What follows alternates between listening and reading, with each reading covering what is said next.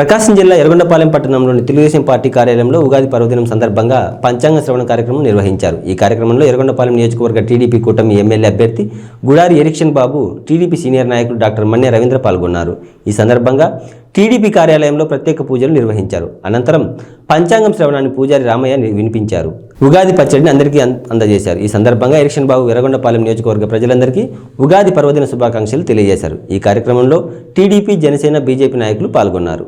ఈ రోజు వరకు పోయినసారి మేము ఒక్కొక్క లబ్ధిదారికి 12.5 లక్షల రూపాయలు డబ్బులు ఇస్తాం R&R ప్యాకేజ్ అంటే, ఇదే వైసీపీ నాయకులు మీరు అవి తీసుకోవద్దు, మేము ప్రభుత్వం వస్తుంది మీకు 18 లక్షల రూపాయలు డబ్బులు ఇస్తామని చెప్పేసి ముంపు గ్రామాల నిర్వాసితులను మభ్యపెడితే, వాళ్ళు సరే వచ్చినాక 18 లక్షలు ఇస్తారేమని చెప్పేసి ఆశతోటి ఓట్లన్నీ వేసి వేలకు వేలు మెజార్టీ ఎమ్మెల్యేని గెలిపిస్తే ఈరోజు ఎన్నికల నోటిఫికేషన్ కూడా ఇచ్చారు. ఒక్క రూపాయి కూడా ఈ ప్రభుత్వం ఇచ్చినటువంటి దాఖలా లేదు. Same time నిర్వాసితులకి